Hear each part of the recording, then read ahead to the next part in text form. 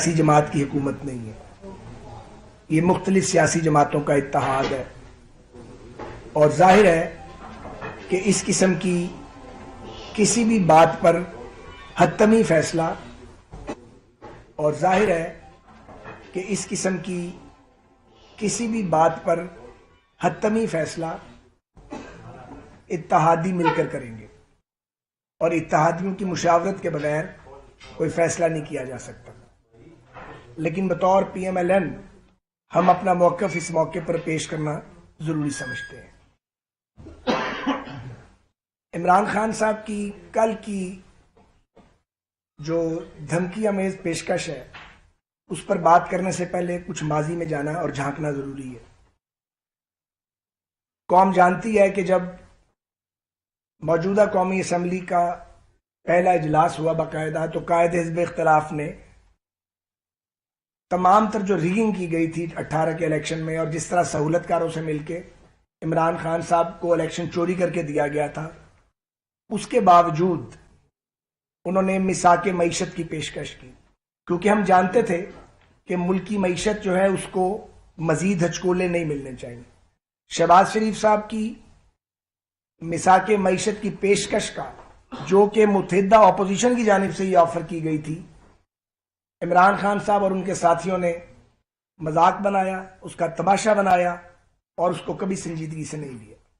اس کے بعد پونے 4 برس وہ وفاق میں حکمران رہے، فیٹف کے معاملے پہ اور دوسری حساس قانون سازی کے معاملے میں جب بھی ملکی مفاد کی بات آئی تو اس وقت کی اپوزیشن نے، ہم نے قانون سازی میں حکومت سے تعاون کیا، لیکن ہر بار ہمیں تانے سننے پڑے، ہر بار ہمیں این آر او کا تانا دیا گیا، حالانکہ یہ بیچارے Imran Khan N R O دینے کے کبھی بھی قابل نہیں تھے۔ موصوف کا حال یہ تھا اور نفرت ان کے اندر اتنی بھری ہوئی تھی۔ ہم نے بہت سے وزیر اعظم دیکھے ہیں قومی اسمبلی میں، ہم میں سے بہت سو کو دہائیاں گزر گئی ہیں، یہ پہلے وزیر اعظم تھے جو نشستیں پھلانگ کر وزیر اعظم کی سیٹ پہ آتے تھے تاکہ اپوزیشن والوں سے آئی کانٹیکٹ نہ ہو، سلام دعا تو سوال ہی پیدا نہیں ہوتا۔ پونے 4 سال اس شخص نے نہ کسی سے سلام لی اور نہ کسی کی طرف دیکھنا گوارا کیا۔ ایک فرعونیت تھی عجیب و غریب، ایسی فرعونیت ہم نے نہ کبھی دیکھی تھی اور نہ سنی تھی۔ اس ملک میں مارشل لا لگانے والے بھی رہے ہیں، انہوں نے سب کے ریکارڈ توڑ دیے، اور بہرحال ایک آئینی جمہوری تبدیلی کے نتیجے میں عمران خان صاحب کا دور ختم ہوا، اور تب سے لے کے آج تک جتنی بھی سازشیں خان صاحب نے اور ان کے سہولت کاروں نے اور ان کے ساتھیوں نے کی ہیں، اللہ کے فضل سے ایک ایک کر کے ناکام رہی ہیں، اور جتنی دھمکیاں بھی دیتے رہے ہیں وہ گیدڑ بھپکیاں ہی ثابت ہوئی ہیں، اور اس کی بنیادی وجہ کوئی ہماری مہارت نہیں ہے، یہ قدرت کا وبال ہے۔ جو شخص کسی کی پگڑی اچھالے، جان بوجھ کر جھوٹ بولے، خود نالائق بھی ہو، کرپٹ بھی ہو، اور ہر وہ برائی جو اس کے اپنے اندر موجود ہو اس کو بغیر کسی ثبوت کے اپنے مخالفین پر عائد کرے، وہ بہرحال قدرت کے غضب کا شکار ہوتا ہے، اور عمران خان صاحب اور ان کے ساتھی بھی اور ان کے سہولت کار بھی مکافات عمل ہی کا شکار ہے۔ جہاں تک بات ہے مذاکرات کی، تو میں یہ گزارش کرنا چاہتا ہوں کہ ماضی میں بھی غیر رسمی روابط ہمارے آپس میں ہوئے ہیں، اور ایک سے زائد بار ہوئے ہیں، اور دلچسپ بات یہ ہے کہ یہ روابط بھی خود کرتے ہیں اور پھر شرماتے بھی ہیں بتاتے ہوئے، اور بتانا گوارا بھی نہیں کرتے۔ تو اس وقت بھی ہم نے ان کے دوستوں کو کہا تھا کہ آپ اگر مذاکرات چاہتے ہیں تو فیصلہ تو پی ڈی ایم کی ٹیبل پہ جائے گا، لیکن مذاکرات دنیا میں کبھی مشروط نہیں ہوتے، وہ تو نان سٹارٹر ہو جاتا ہے۔ آپ پہلے شرط عائد کرتے ہیں تو مذاکرات کس بات پہ کریں گے؟ آپ پہلے شرائط عائد کرتے ہیں۔ اور ان کے دوستوں کو یہ بھی بتایا تھا کہ یہ یک طرفہ ٹریفک نہیں چل سکتی، یہ صرف آپ کا ایجنڈا نہیں ہے۔ اگر پی ڈی ایم نے فیصلہ کیا، پیپلز پارٹی اور اے این پی نے سب نے مل کے فیصلہ کیا، تو ان کا اپنا ایجنڈا ہوگا۔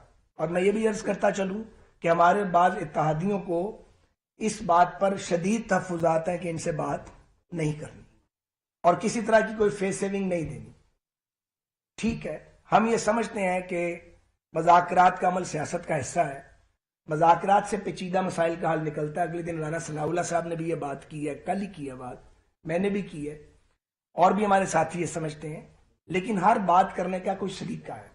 اور اگر عمران خان صاحب سنجیدہ ہیں تو انہیں 2-3 باتیں سمجھ آ جانی چاہیے. ایک تو دھمکیاں، بہتان اور گالیاں اور مذاکرات اکٹھے نہیں چل سکتے. اس کے لیے مذاکرات کا ماحول بنانا پڑتا ہے. دوسرے یہ کہ مذاکرات ان کی ضرورت ہے، ہماری نہیں ہے. تیسرے یہ کہ اگر وہ یہ سمجھتے ہیں یا ان کے بعد ساتھی کہ P D M, P M L N, Peoples Party اور ہمارے باقی جو اتحادی ساتھی ہیں وہ الیکشن سے ڈرتے ہیں، تو یہ خام خیالی نکال دیں. ہم نے کوئی پہلی بار الیکشن نہیں لڑنا ہے، ہم نے ساری زندگی یہی کام کیا ہے. تو اگر کوئی الیکشن آیا تو ضرور لڑا جائے گا. گزارش یہ ہے کہ ہم یہ سمجھتے ہیں کہ لارجر نیشنل انٹرسٹ میں ہم بات بھی کر سکتے ہیں، قدم بھی اٹھا سکتے ہیں اگر ہمارے اتحادیوں نے اجازت دی. لیکن ہمارا یہ سوچا سمجھا موقف ہے کہ اسمبلیاں قانون سازی کے لیے بنتی ہیں، گورننس کے لیے بنتی ہیں، توڑنے پھوڑنے کے لیے نہیں بنتی ہیں. ہر اسمبلی کو اپنی مدت پوری کرنی چاہیے. یہ ہمارا آج کا موقف نہیں ہے. تو 4 صوبوں کا حکمران اگر کوئی ایڈونچر کرنا چاہتا ہے تو کر لے. ہم نے راستے میں رکاوٹیں کھڑی نہیں کرنی. یہ وہ بھول جائیں کہ ہم ان کا بازو پکڑ لیں گے، انہیں روکنے کی کوشش کریں گے. توڑنا چاہتے ہیں تو توڑ لیں. ہم توڑنے کے عمل کا حصہ نہیں بنیں گے. ہم سمجھتے ہیں کہ اسمبلیاں توڑنا آسان عمل نہیں ہے. یہ لوگوں کے ووٹ اور لوگوں کے دیے ہوئے مینڈیٹ کا مذاق اڑانے کے مترادف ہے. یہ ملک اور قوم کا وقت، توانائی ضائع کرنے کے مترادف ہے. انتخابات وقت پر ہونے چاہیے، ٹرانسپیرنٹ ہونے چاہیے. لیکن ہم یہ ضرور کہیں گے کہ اسمبلیاں اگر آپ نے توڑی خان صاحب تو بے آسرا آپ نے ہونا، ہم نے نہیں ہونا. کیونکہ 2 صوبائی حکومتوں پر اور 2 ریاستی حکومتوں پر آپ کا خرچہ چلتا ہے. آپ لانگ مارچ بھی اسی خرچے سے کرتے ہیں، اپنے جلسے بھی وہیں سے سجاتے ہیں. اور اگر بھاگتے ہیں پتہ نہیں کس خوف کے تابع اور اسلام آباد نہیں آتے تو پناہ بھی جا کے کبھی پشاور میں اور کبھی لاہور میں لیتے ہیں یا ایبٹ آباد میں چلے جاتے ہیں. تو ہمارا کوئی مسئلہ نہیں ہے. آپ اچھی طرح سوچ لیں. اگر آپ نے بات چیت کرنی ہے واقعتاً تو یہ ڈراوا دینے کی ضرورت نہیں ہے کوئی. پھر آپ باقاعدہ جو ایک طریقہ کار ہے سیاست میں آپ رابطہ کریں. ہم اس رابطے کو پی ڈی ایم کی ٹیبل پہ اور اتحادیوں کی ٹیبل پہ لے کے جائیں گے اور سنجیدہ بات کریں گے تو سنجیدہ جواب دیں گے. لیکن یہ بھول جائیں کہ آپ آئینی بحران پیدا کریں گے اور ہم سب آپ کو آئینی بحران پیدا کرنے دیں گے. انشاءاللہ ملک میں کوئی آئینی بحران پیدا نہیں ہوگا. اگر یہ اسمبلیاں توڑیں گے تو جو اسمبلیاں ٹوٹیں گی آئین اور قانون کے مطابق کورس فالو کیا جائے گا.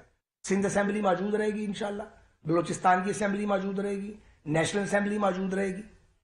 آخری بات، رانا صاحب نے بات کرنی اور بھی دوستوں نے، ہر بار ان کا یہی کام ہے. یہ اسمبلیوں میں جاتے ہیں، استعفے پھینک کے وہاں سے بھاگ جاتے ہیں. ہم ان کے استعفے اٹھا کے تو وہ لیے پھرتے ہیں، بچائے پھرتے ہیں کہ یار ان کے استعفے آ گئے ہیں، ان کو پتہ نہیں سیاست کب آئے گی، یہ لوگوں کے ووٹ کا مذاق اڑا رہے ہیں، اور پھر ان کے استعفے ان کو واپس کرتے ہیں. تو لگتا ہے کہ اس بار بھی ہمیں یہ کرنا پڑے گا. ابھی بھی ان کے استعفے لے کے ہم بیٹھے ہوئے ہیں، پہلے بھی یہی کام کرتے تھے. تو میں عمران خان صاحب آپ کو مشورہ دینا چاہتا ہوں، اپنی جماعت کی جانب سے سنجیدگی اختیار کریں. کچھ سیاسی تدبر اپنے اندر پیدا کریں، کچھ گہرائی پیدا کریں. تانے بہتان دے کے، دھمکیاں دے کے، جھوٹ بول کے، سازش کر کے اور سہولت کاروں کے ساتھ مل کے یہ جو آپ کھیلتے رہے ہیں، امپائر کے ساتھ مل کر آپ کہتے تھے میں کبھی نہیں کھیلا، آپ کھیلے ہمیشہ امپائر کے ساتھ مل کے ہیں. سیاست میں تو آپ نے یہی گند کیا. یہ گند نہیں چلے گا. یہ پاکستان جو ہے کسی کی بھی جاگیر نہیں ہے. اوور ٹو رانا ثناء اللہ خان. میرا خیال ہے کہ آپ نے جامع بات جو ہے وہ کر دی ہے، اور یہی آج ہماری جماعت کی جو میٹنگ ہے اس میں انڈر دی لیڈرشپ آف میاں شہباز شریف صاحب وزیر اعظم صدر پاکستان مسلم لیگ نون، تو یہی ساری چیزیں ڈسکس ہوئی ہیں. میرا کوشچن لے لوں. اچھا رانا صاحب یہ بتائیے گا کہ جیسے سعد بھائی آپ نے بتایا کہ اب صورتحال یہ ہے کہ اگر عمران خان یا تحریک انصاف کی جانب سے رابطہ ہوتا ہے تو کیا آپ ان کے ساتھ ٹیبل پر بیٹھنے کے لیے تیار ہو گئے ہیں؟ یہ سمجھا جائے کہ نون لیگ اور پی ڈی ایم کی جماعتیں جو ہیں اگر وہاں سے سیریس بات آتی ہے یا سیریس کو بیٹھنے کی بات ہوتی ہے تو کیا بیٹھ جائیں گے آپ ان کے ساتھ؟ دیکھیں یہ بات خواجہ صاحب نے بڑا کیٹیگوریکلی اس کا جواب دیا ہے کہ ہم سیاستدان ہیں، اور سیاستدان جو ہے وہ کبھی بھی جو ہے وہ مذاکرات سے، کبھی بھی بیٹھنے سے انکاری نہیں ہوتے. یہ بہت ایسا سیاستدان اس ملک پہ مسلط ہوا ہے، بدقسمتی ہے اس ملک اور اس قوم کی، کہ جس نے جس طرح سے بتایا گیا کہ 4.25 سال اپوزیشن کے ساتھ اس نے ہاتھ تک نہیں ملایا، بلکہ ایک واقعہ فواد صاحب کے ذہن میں بھی ہوگا کہ جب پلوامہ کا واقعہ ہوا تھا، آپ یقین کریں کہ تمام جماعتوں کے 5 سینئر لوگ، یعنی زرداری صاحب واز دیئر، میاں شہباز شریف صاحب قائد حزب اختلاف واز دیئر، تمام جماعتوں کے لوگ، یہ جو آئی کہ مولانا اسد محمود، 1.5 گھنٹہ اس کا انتظار کیا اس بریفنگ کے لیے، جو بریفنگ کے لیے بلایا تھا آرمی کی لیڈرشپ نے، اور he was there in parliament building, اور آرمی چیف اس وقت جو فارمر آرمی چیف اپنا قمر جاوید باجوہ صاحب تھے، وہ اس کی منت کرتے رہے کہ بھئی ساری اپوزیشن آگے بیٹھی ہے، یہ بریفنگ جو ہے وہ آپ کی صدارت میں ہونی ہے، ہم نے بریف کرنا ہے، یہ قومی یکجہتی کا میسج جائے گا پوری دنیا میں، تو آپ مہربانی کریں آپ چلیں۔ شرکا کر لو، میں نہیں جاؤں گا، میں ان کے ساتھ نہیں بیٹھ سکتا۔ تو یہ اس کا رویہ رہا ہے۔ تو اس کے باوجود ہماری طرف سے یہ کہنا کہ یہ دھمکی امیز جو ہے نا وہ ہمیں جو ہے وہ مذاکرات کی آفر نہ کرے، اس نے دھمکیاں دے کے دیکھ لی ہے، یہ اسٹیبلشمنٹ سے دھمکیاں دے کے، ان کو بلیک میل کر کے، ان کو گالیاں دے کے ان سے الیکشن کی ڈیٹ لینا چاہتا تھا، نہیں لے سکا۔ اگر یہ انہی طور طریقوں سے ہم سے چاہتا ہے کہ مذاکرات کر کے کوئی ڈیٹ لے تو نہیں لے سکے گا۔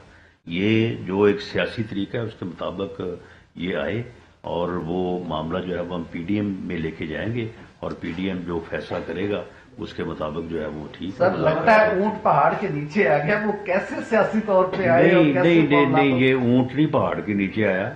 یہ مثال اگر آپ نے دینی ہے تو وہ مثال وہ بنتی ہے کہ وہ مراسی دا منڈا چڑھ گیا نا کوٹھے تے، تو وہ کہنے لگا میں لگا چھال مار، وہ دی ماں پیو بہن بھرا منتاں کر کے نہ تو نیچے آ جا۔ انہوں نے کہا نہیں میں تو چھال مارنی۔ کوئی آدمی وہاں سے گزرا تھا، اس نے ان سب کو ایک سائڈ میں کہا مارو چھال، تو اس نے کہا یہ ہمارے گھر کی بات ہے تو آپ بیچ میں کیوں دخل دے رہے؟ تو معاملہ یہ ہے کہ یہ جو اس نے 2014 سے ہر بات پہ دھمکی، میں آ رہا ہوں، میں یہ کر دوں گا، میں اسلام آباد بند کر دوں گا، میں آپ کو چھپنے کے لیے جگہ نہیں دوں گا، میں یہ کر دوں گا، میں وہ کر دوں گا، یہ یعنی بالعموم 2014 سے اور بالخصوص 25 مئی 2022 سے یہ اسی کام پہ وہ لگا ہوا ہے۔ اب ہم بھی اس بات پہ ہیں کہ تم نے جو چھلانگ لگانی ہے لگاؤ۔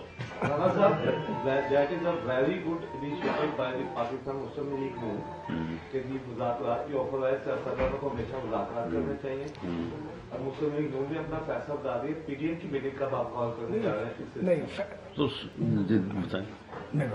نہیں فیصلہ نہیں بتایا ہم نے، چونکہ میری اصل میں بڑی واضح بات کی، رانا ثناء اللہ خان صاحب نے بہت فراحت سے بتا دیا ہے، پھر چوتھی بار بتا رہے ہیں، چونکہ انہوں نے کل پریس کانفرنس کی ہے، ہم سب یہاں لاہور میں آج موجود ہیں، ہم نے اپنی پارٹی کا ویو پوائنٹ آپ کے سامنے رکھا ہے، یہ ہماری رائے ہے، فیصلے کا اختیار اتحادیوں کو ہے، جس میں پی ڈی ایم شامل ہے، پاکستان پیپلز پارٹی ہے اور اے این پی ہے، فیصلہ وہی کر سکتے ہیں، لیکن جس انداز میں انہوں نے بال ہماری طرف پھینکی ہے اور دھمکیاں دی ہیں، اس کو تو کنسیڈر نہیں کیا جا سکتا۔ اپنا لب و لہجہ پہلے آپ ٹھیک کریں، بات کرنا سیکھیں، بات کی پیشکش کرنا آپ کو سیکھنا چاہیے، سمجھ آنی چاہیے۔ ایک میں ضرور کہوں گا، اس جال میں اس نے خود ہی پھنسنا ہے، جال پھینکنا ضرور پھینکو، پھنسو گے بھی اس میں آپ خود ہی۔ ساتھ صاحب آپ سے سوال ہے کہ آپ نے جو پریس کانفرنس کی ہے، آپ سے مظاہر یہ لگتا ہے کہ آپ میں کوئی بہت زیادہ انرجی طاقت آ گئی ہے، وہ طاقت کہاں سے آئی ہے کہ آپ نے جس لب و لہجے میں عمران خان سے کہا ہے؟ تو دوسری بات یہ ہے کہ کوئی مڈل مین ہو سکتا ہے عمران خان اور آپ کے ساتھ مذاکرات کروانے کے لیے؟ جواب گزارش یہ ہے کہ طاقت کا سر چشمہ تو اللہ کریم کی ذات ہے، اور پھر توکل اور ایمان ہے اس پر۔ جہاں تک دنیاوی بات ہے تو اس طاقت کا نام ہے میاں نواز شریف۔ اچھا یہ بتائیے گا کہ اب اگر مذاکرات، اور دوسری بات یہ کہ دیکھیں پہلے ہم نے یہ کہا تھا کہ مشروط جو ہے نا وہ بات نہیں ہو سکتی، غیر مشروط بیٹھے، اب اس نے بات اب بھی مشروط کی ہے اور ساتھ دھمکی بھی دی ہے، تو یہ ان ایکسیپٹیبل ہے۔ باقی مذاکرات کے لیے وہ جس طرح سے فواد صاحب نے کہا ہے وہ آفر کرے، تو PMLN کا بھی اور باقی تحریری باتوں کو سب کے مشورے سے بات ہونی ہے نا، کہ ہم نے کو اکیلے تو نہیں کرنی. بات اب یہ بتائیے کہ آپ بات نہیں وہ سن لے نا. نہیں، تیسری قوت جو ہے اسے 6 مہینے سے یہ گالیاں دے رہا ہے، بلیک میل کر رہا ہے، یہی کہہ رہا ہے نا کہ آپ آگے آئیں اور بیچ میں پڑیں اور ہمیں الیکشن کی ڈیٹ لے کے دیں. یہ ان سے کہتا رہا ہے نا. تو اتنا ہونے کے باوجود اگر تیسری قوت نے دخل نہیں دیا اور وہ اپنے فیصلے پہ قائم ہے کہ ان کا کردار جو ہے وہ اے پولیٹیکل ہوگا اور آئین میں جو درج ہے اس کے مطابق ہوگا، تو اب وہ اس سے آگے پیچھے نہیں ہوگا. اس میں یہ ایڈ کر لیں، یہ بالکل رانا صاحب نے درست کہا ہے کہ سیاست دانوں کو ایک دوسرے سے بات کرنے کے لیے 1 منٹ لگتا ہے صرف، لیکن اس کا جب آپ کا رویہ ٹھیک ہو، آپ کا تکلم ٹھیک ہو، آپ کا یہ گالیاں دھمکیوں والا اور یہ شرائط والا معاملہ نہ ہو، تو PDM میں سب تجربہ کار سیاسی جماعتیں موجود ہیں اور انہوں نے ماضی میں بہت مذاکرات کی ہیں اور بہت بڑے پیچیدہ گنجلک مسائل حل کیے ہیں. تو اس میں کسی تیسرے کے مداخلت کی الحمدللہ ضرورت نہیں ہے. ہم یہ کر سکتے لگتا ہے کہ آپ اس سفر کو انجوائے کر رہے ہیں، سوچ تو نہیں رہے. یہ آپ سمجھتے ہیں کہ عمران خان کی جو سیاست ہے اس میں تھوڑی سی سنجیدگی آئی کہ اسلام آباد کے اندر چڑھائی سے باز آ گئے اور اس کے بعد اب پیشکش جو مذاکرات کی آپ سمجھتے ہیں کہ یہ سنجیدہ انہوں نے؟ نہیں، یہ سنجیدگی نہیں ہے، یہ ناکامی ہے. اور اگر جو اس کا پروگرام تھا اور جو اس نے سوچا تھا کہ عوام کا سمندر یعنی 20-25 لاکھ لوگ جو ہے وہ جب راول پنڈی میں جو ہے وہ اتنے عوام اتنا کراؤڈ آ جائے گا تو وہ تو نہیں سمائے گا. تو اس وقت پھر میں وہاں پہ کھڑا ہو کے بات کروں گا، یا اسلام آباد کی طرف جاؤں گا یا ان کو معاف کروں گا. یہ تو وہ تو اس جگہ پہ بیٹھا تھا نا. لیکن وہ اللہ تعالیٰ نے جب یہ نور خان بیس سے ہیلی کاپٹر میں آیا ہے جسا گاہ میں اور اس نے وہ پائلٹ کو کہا کہ مجھے ذرا ایئر ویو کروا دو، جب ایئر ویو اس نے کیا تو اس کے بعد کانوں سے دھواں نکل آیا نا. اس نے کہا یہ کچھ ہے. جہاں جتنے یہ لاکھ ایکسپیکٹ کر رہا تھا اتنے 1000 بھی نہیں تھے. تو اس فرسٹریشن میں اس نے یہ دونوں صوبائی حکومتیں جو ہیں ان کو توڑنے اور یہ بتائیے گا سر، آپ لوگ جب گورنمنٹ چینج ہوئی، عدم اعتماد ہوا، تو آپ لوگوں کو جو ایک بیانیہ تو ہوتا ہے کہ معیشت عدم استحکام ہے، معیشت سنبھل نہیں رہے، ملک نیچے کی طرف جا رہا ہے. لیکن 6-7 ماہ 8 ماہ ہو چکے ہیں، تب بھی وہی صورتحال ہے. آپ تو تجربہ کار لوگ تھے، آپ کے پاس وسیع تجربہ تھا، پنجاب کا تجربہ، وفاق کا تجربہ. اس کے باوجود آپ اسحاق ڈار صاحب کو بلائے، اسحاق ڈار صاحب آپ اس چیز کو ایڈمٹ کر رہے ہیں کہ نہیں، جو پالیسیاں بنائی گئی تھیں، جو معیشت سنبھل نہیں پا رہی. تو کیا وہ نریٹو جس کے بنیاد پہ آپ لوگ آ کے بیٹھے، آپ نے وہی حالات کر دیے ہیں؟ نہیں، ایسا نہیں ہے. وہ حالات ہم نے کیے نہیں ہیں، بلکہ وہ جو حالات تھے اور جس طرح سے اس نے IMF کے معاہدے کی وائلیشن میں وہ پرائسز کو گرایا تھا، پیٹرول کی پرائسز کو، اس وقت یہ ملک جو ہے یہ بالکل ان کی پالیسیوں کی وجہ سے ڈیفالٹ کے کنارے پہ جا چکا تھا. ہم نے ملک کو سنبھالا ہے، ہم اس صورتحال سے باہر آ گئے ہیں. ہاں، عوام کو ریلیف دینے کا مرحلہ جو ہے وہ ہم ابھی شروع نہیں کر سکے، جو کہ ہم عنقریب کریں گے انشاءاللہ تعالی. ملک بھی ڈیفالٹ سے اور اکانومی کی بدحالی جو اس وقت ہے یا پہلے تھی وہ اس سے باہر آئے گا اور لوگوں کو جو ہے وہ ریلیف بھی دے گا. ایک زمانہ تھا سر کہ واٹس ایپ پر JID بن جاتی تھی اور اس پر تحقیقات شروع ہو جاتی تھی. اب پرائم منسٹر نے عمران خان کے الزامات اور جو بھی انہوں نے اپنے الزامات لگانے تھے اس پر باقاعدہ ایک خط لکھ رکھا ہے کہ فل کورٹ کمیشن بنایا جائے. اس کمیشن کے قیام میں آپ کیا سمجھتے ہیں، کون سی رکاوٹ ہے، کیوں وہ کمیشن نہیں بن رہا اور یہ دودھ کا دودھ اور پانی کا پانی نہیں ہو رہا؟ دیکھیں، کمیشن کا بننا نہ بننا تو جس معزز ادارے کو خط لکھا گیا وہ تو ان کا فیصلہ ہے. پرائم منسٹر خط لکھ سکتے ہیں، وہ اپنا فرض ادا کر چکے ہیں.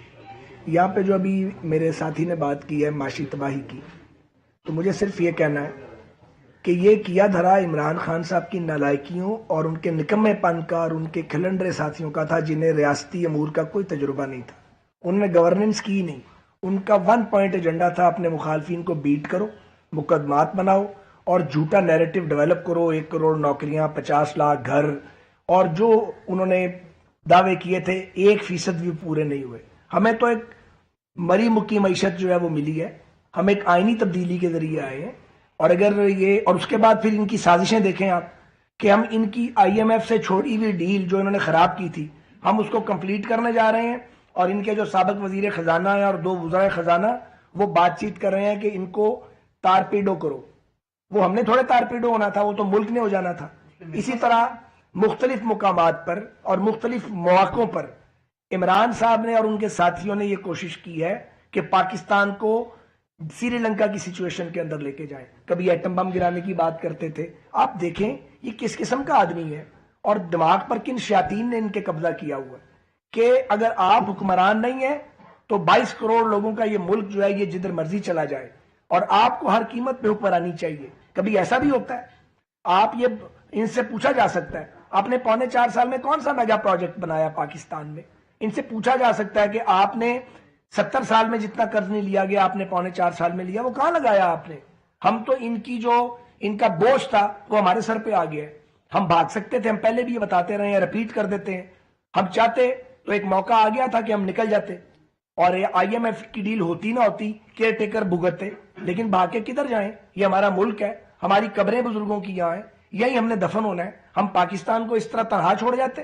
ہم سنجیدہ لوگ ہیں، ساری زندگیاں لگائی ہیں اس کام میں. ہم نے 22 سال آوارہ گردی نہیں کی جس طرح اس نے کی ہے. ہم نے تو 5 دہائیوں کا سفر ہے ہمارا، بعض لوگوں کا پری پارٹیشن سفر ہے. یہ ملک بنایا ہمارے بزرگوں نے، یہاں مارشل لاؤں کو بھگایا اس ملک سے، ساری جوانیاں دی ہیں، جیلوں کے اندر ہم گئے ہیں. کون سی چوری کی ہم نے؟ وہ چوری ثابت کیوں نہیں ہوئی؟ اس کے دور میں ثابت کیوں نہیں ہوئی جب یہ اور اس کے سارے سہولت کار طاقت میں تھے؟ تو یہ جھوٹ کتنا بولیں گے؟ اور جھوٹ ان کا جو ہے وہ چورا نب نہیں بکنا. اس لیے ہم یہ کہتے ہیں آپ سنجیدگی اختیار کریں. یہ 22 کروڑ کا ملک ہے، اسے ایک بدقسمت ملک نہ بننے دیں. پاکستان کے مسائل بہت شدید ہیں، بڑے ڈیپ روٹڈ ہیں. ایک ادارہ چلانا مشکل ہوا ہے. یہ ہماری ٹانگیں کھینچنے کا دھندا کرتے ہیں انہیں اور کوئی دوسرا کام نہیں ہے. اور یہ الیکشن آپ بتائیں، ارلی الیکشن کروا دیں جی، ارلی الیکشن کروا دیں تو ہم تو غدار ہیں آپ کی نظر میں، ہم تو امپورٹڈ حکومت ہے آپ کی نظر میں، ہم تو چور بھی ہیں آپ کی نظر میں. آپ اب چوروں اور غداروں سے بات کریں گے؟ اور جو نیریٹو جھوٹا آپ نے سائفر کا بنایا تھا، جو بالکل جس کے پرخچے اڑ گئے ہیں، آپ وہاں سے پیچھے ہٹنے کو تیار ہیں. جیسے 35 پنکچر پہ کئی سال آپ بولتے رہے اور ایک دن منہ سے نکل گیا کہ وہ تو میرا سیاسی بیان تھا. ان کے لیے سیاست کھیل تماشا ہے، ہمارا پیشن ہے. یہ اپنے اقتدار کے لیے یہ سارا کچھ کرتے ہیں، ہم اسے جہاد سمجھ کے کرتے ہیں. بہت فرق ہے ہماری اور ان کی سوچ میں. یہ بات تو ٹھیک ہوگی، لیکن جو نمبرز ہیں وہ اکنامی کے وہ بڑے خراب ہیں. آپ کے ریزروز ہیں وہ بری طرح گر رہے ہیں اور آگے آپ کو کوئی فیوچر پلان بھی نظر نہیں آ رہا کہ آپ ان ریزروز کو کیسے بڑھائیں گے. کوئی ایسی سچویشن نظر نہیں آ رہی، ڈالر ریٹ کنٹرول میں نہیں آ رہا، اور آپ کا جو ایکسچینج ریٹ ہے ڈالر کا وہ بڑی بری طرح بڑھ چکا ہے. انٹرنیشنلی آپ کو کہیں سے ڈالر نہیں مل رہا ہے اوپن مارکیٹ کے اندر. ساری چیزیں آپ کا پلان کیا ہے معیشت کے لیے؟ آپ کو پلان کیا ہے؟ معاشی پلان تو آپ کو سب سے بہتر ڈاکٹر صاحب بتا سکتے ہیں، اور وہ بار بار بات کرتے ہیں اور بات کرتے رہتے ہیں. اور انہوں نے کہہ دیا ہے کہ IMF کے لیے وہ تیار ہیں. ابھی $1 ارب کے سکوک کی پیمنٹ ہوئی ہے اور انہوں نے کہا کہ پاکستان کی یہ پالیسی سٹیٹمنٹ ہے کہ ڈیفالٹ میں نہیں جا رہا ہے. لیکن جو ملک ڈیفالٹ تقریباً ہونے والا ہو یا ہو چکا ہو اس کو وہاں سے پل بیک کر کے واپس لانا اور خوشحالی کے راستے پہ چلانا یہ چند ماہ کا کام نہیں ہے. اس کے لیے پولیٹیکل سٹیبلٹی چاہیے اور عمران یہی چاہتا کہ پولیٹیکل سٹیبلٹی نہ آئے. بہت بہت شکریہ. جو لوگ بار بار یہ کوشچن اٹھا رہے ہیں تو کیا وہ ہماری 7 ماہ کی جو اکانومی کی پالیسی ان میں سے کسی ایک بات کی نشاندہی کر سکتے ہیں کہ اس وجہ سے یہ ہو رہا ہے؟ یہ تو پچھلے یعنی پورے 4 سال سے جو ہے یہ معاشی تباہی جو ہے وہ شروع ہوئی ہے جسے ہم روکنے کی کوشش کر رہے ہیں.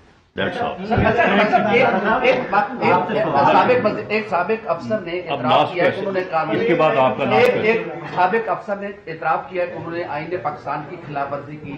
کیا وفاقی حکومت ان کے خلاف؟ کس نے اعتراف کیا؟ جنرل قمر جاوید باجوہ صاحب نے ریٹائرمنٹ سے پہلے انہوں نے کہا تھا کہ ہم نے قانون توڑا، آئندہ نہیں توڑیں گے. ہم نے آئین پاکستان کے خلاف گئے لیکن آئندہ ہم نہیں کریں گے. وفاقی حکومت کو ارادہ رکھتی ہے کہ ان کے خلاف کارروائی کی جائے؟